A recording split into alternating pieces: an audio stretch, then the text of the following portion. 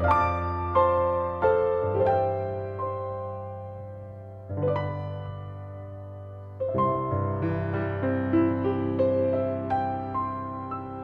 안녕하세요. 반갑습니다. 말씀과 함께하는 수요일의 정진우 목사입니다.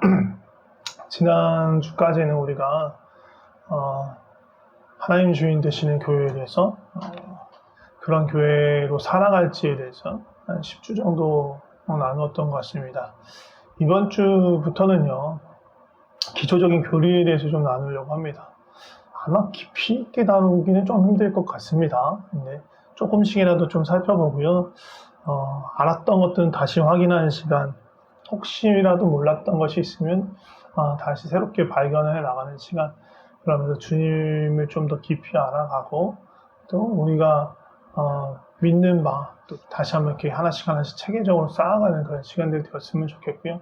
혹시라도 내가 교회는 오래 다녔지만 아직 그 주님을 믿는 것에 대해서 잘 모른다, 기초가 좀 부족하다, 그러면 조금 이렇게 챙겨서 들으시면 좋지 않을까라는 생각도 듭니다. 오늘은 무슨 얘기를 하려냐면요, 오늘 나눈 얘기는요, 사람의 목적에 대해서 이야기하려고 합니다. 웨스트민스터 소유리 문답, 대우리 문답의 가장 첫 번째 질문, 문답이죠. 질문과 대답이 그거예요. 사람의 제일 되고 가장 최고의 목적은 무엇인가? 라는 질문이고요. 그것에 대한 답은 하나님을 영화롭게 하고 영원토록 하나님을 즐거워하는 것이라고 말합니다. 그래서 그것의 의미에 대해서 조금씩 이렇게 알아보는 시간 되었으면 좋겠습니다. 목적이라는 말을 좀 살펴보면요. 목적은요, 어떤 것이 존재하는 용도를 말하고요. 그 사전적인 일은 일을 이루려고 하는 목표나 나아가는 방향을 말하기도 합니다. 근데 이것을 말할 때요, 이거는 어떻게 보면 사람의 목적이라는 것을 말할 때는 필연적으로 창조주와 피조물의 관계를 전제하고 있는 거예요. 인간됨의 목적이라는 말을 할 때, 그러니까 역으로 생각한다면 창조주 하나님이 계시지 않다라고 생각하는 그런 세계관들이 있어요. 그러니까 모든 것이 우연적인 현상으로 발생했고 그렇게 진행되고 있다고 생각하는 사람들. 그래서 초자연적인 존재나 현상은 없다.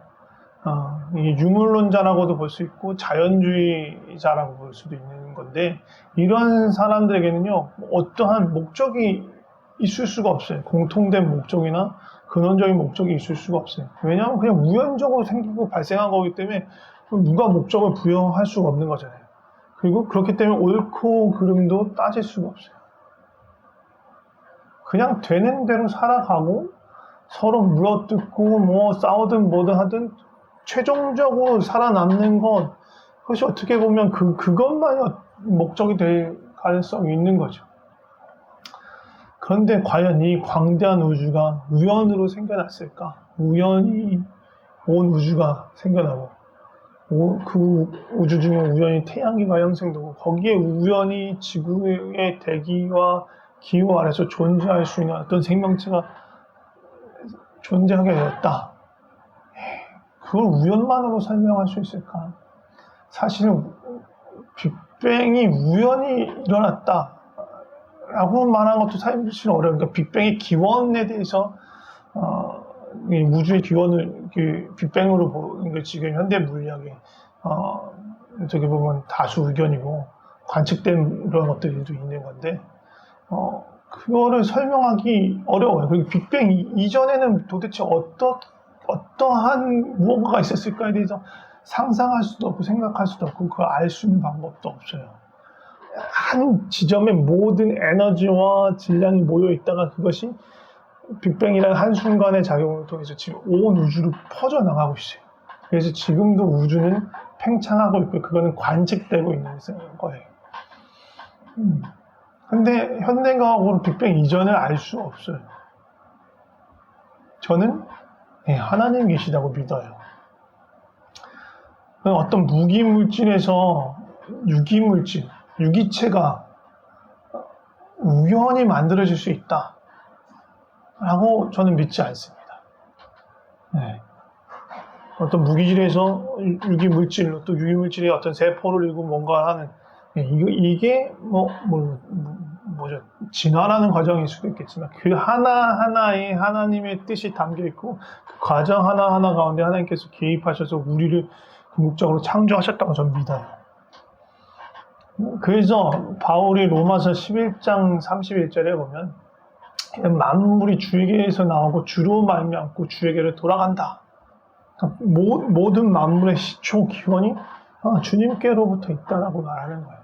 사도 요한도 요한복음과 또 계시록에 대해서 이렇게 얘기하는데 만물이 그로 말미암아 지은 바 되었다. 지은 것이 하나도 그가 없이 된 것이 없다. 온 우주 만물이 다 하나님으로 말미암아 예수 그리스도로 말미암아 존재하게 되었다라고 얘기하는 거예요. 계시록에도 마찬가지로 주께서 만물을 지으신지라 만물이 주의 뜻대로 있었고 또 지으심을 받았다라고 얘기해요. 너무 이게 귀한 말씀이에요. 만물 주의 뜻대로 있었대요. 그냥 주님도 그냥 무작위로 지은 게 아니라 주님이 뜻을 가지고 목적을 가지고 의도를 가지고 저와 여러분을 그리고 온 우주 만물을 지으신 거예요. 이게 기독교 신앙의 베이스예요. 이게 가장 근원적인 기초예요. 그렇기 때문에 우리는 목적을 갖고 있는 거예요. 우리의 목적이 아니라 우리를 지으신 하나님의 목적을 우리가 갖고 있는 거예요. 다시 말하면 인간의 목적은요. 인간의 창조하신 목적과 같은 말입니다. 왜 우리를 만드셨고 왜 우리를 존재하게 하셨는가. 그리고 그 창조의 목적은요. 기본적으로 온 우주를 창조하신 하나님의 목적과 궤를 같이 하는 거예요. 그러니까 다시 말하면 온 우주를 향한 목적이 있었던 거예요. 그리고 그 온 우주의 일부분은 우리를 창조하신 거죠. 그러니까 우리도 온 우주를 향한 하나님의 목적 안에 속해 있는 거예요. 그리고 하나님이 그 온 우주를 만드신 목적은 무엇이냐? 시편 19편에 보면 이런 말씀이 있습니다. 하늘이 하나님의 영광을 선포하고 궁창이 그의 손으로 하신 일을 나타내느니라. 무슨 말입니까? 만물이 하나님께 복종하면서 그들이 나타낸 것은 하나님의 영광, 하나님이 하신 일들을 나타낸다. 온 우주에 있는 모든 것들이 정말 광활한 우주에 있는 모든 원자단이 아니 그거보다 더 작은 모든 미립자마저도 하나님께서 만드신 거고 그 하나하나가 하나님의 뜻을 벗어나지 않고 있다. 그런 부분에서 그들이 하나님의 영광을 나타내고 있다라고 얘기하는 거예요. 만물은요, 모든 만물을 하나님께 복종하면서 그 만드시고 두신 그 목적한 바를 이루어가면서 하나님의 영광을 나타내는 것이 가장 큰 목적이에요. 그렇기 때문에 만물에 대한 그런 목적이 있기 때문에 하나하나를 두신 그 하나님의 목적이 또 있는 거예요. 전체적으로 총합해 보면 그 하나님의 영광을 나타내는 건데 각각을 독특하고 다르게 만든 것은 그 독특하고 다름으로 하나님을 나타내게 하기 위한 목적이 있는 거예요. 예를 들면 해와 달은 낮과 밤의 광명을 비추고 이 태양계 안에 에너지를 공급해요. 태양은. 그래서 이 지구가 사람이 살만한 환경이 되게 해줘요. 지구상에 존재하는 모든 생명체의 목적은 뭔지 아세요? 하나님이 복 주시면서 말씀을 생육하고 번성하라고. 이게 모든 생명체의 목적이에요. 생육하고 번성해서 충만하게 됨으로써 그 다양성으로, 그 풍성함으로 하나님의 영광을 나타내는 거예요. 우리 인간이 해야 할 중요한 사명 중에 하나는 뭐냐면 이 지구상에 있는 모든 생명들과 자원들을 잘 보살펴야 해요. 그것들이 소모되고 멸종되고 파괴적인 방법으로 인간에 의해서 소비되는 것이 아니라 그 풍성함과 다양함 속에서 하나님의 그 아름다움을 나타내도록 그것을 잘 보살펴야 하는 것이 우리의 사명인 거예요. 인간은요, 이렇게 하나님의 영광을 나타내도록 우리를 부르셨는데 그 방법으로 이 지구상에 있는 모든 생명체들을 잘 보살피고 그것들이 풍성하고 다양하게 그 아름다움을 나타내도록 보살피는 것이 우리의 목적이고 사명이에요. 근데 우리의 목적과 사명은 거기에 머물러 있지 않아요. 그렇게 하면 무슨 공원 관리자 같은 그런 느낌이잖아요. 그것보다 더 귀한 우리의 목적이 있어요. 요한복음 17장 21절에서 24절 보면 아버지여 아버지께서 내 안에 내가 아버지에 있는 것 같이 그들도 다 하나가 되어 우리 안에 있게 하자. 이게 중요해요. 우리 안에 있게. 성삼위 그 하나님의 그 연합 안에 있게 하여 주시옵소서. 그래서 우리가 하나 된 것 같이 그들도 하나 되게 하여 주시옵소서. 그들로 온전함을 이루어 하나 되게 하려 함은 그들도 아버지께서 그들도 사랑하신 것을 세상으로 알게 하려 함이다. 이게 하나님의 영광이 된대. 예수 그리스도의 영광이 된대요. 그러니까 우리의 지은 바의 목적 중에 하나는 뭐냐면 하나님의 그 귀한 그 사랑의 연합 가운데로 우리를 초청하셔서 그 연합 가운데 들어가는 것, 기쁨의 교제 안에 들어가는 것, 그게 다른 말로 하면 하나님을 영원토록 즐거워하는 것, 그 안으로 우리를 초청하는 거예요. 그게 우리의 목적이 되는 거예요. 예수님이 이 땅에 오신 목적은요, 다른 피조물을 위해서 오신 게 아니고요. 우리 인간들을 위해서 오셨어요. 그리고 그 우리를 처음에 창조하셨을 때 그 목적으로 회복시키는 것인데 그 목적이 바로 성삼위 하나님과의 연합, 그 기쁨, 그 사랑의 관계 안으로 들어오게 하는 것, 다시 초청하는 것, 그것이 우리의 목적이기 때문이에요. 그렇게 우리가 주님을 사랑하며 살아갈 때 또 우리에게 맡기신 이 땅의 모든 생명체와 우리 이웃들을 사랑으로 돌보며 살아갈 때 그것이 하나님의 영광을 나타내는 길인 거예요. 하나님을 영화롭게 하는 길인 거예요. 인간을 만드신 목적, 인간을 존재케 하신 그 목적이요. 그 인간의 목적은 따로 있고 내 삶은 따로 있고 내 목적은 따로 있다고 아닌 거예요. 그 목적이 내 목적이 되고 그 목적 아래서 나의 목적이 함께 궤를 맞춰가야 되는 거예요.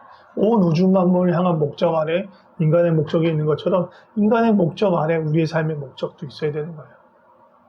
그게 그 하나님께서 이 인간을 창조하신 목적, 하나님을 영화롭게 하고 영원토록 하나님을 즐거워하게 하시려는 그것은요, 내 삶의 모든 영역에 영향을 미쳐야 되는 거예요.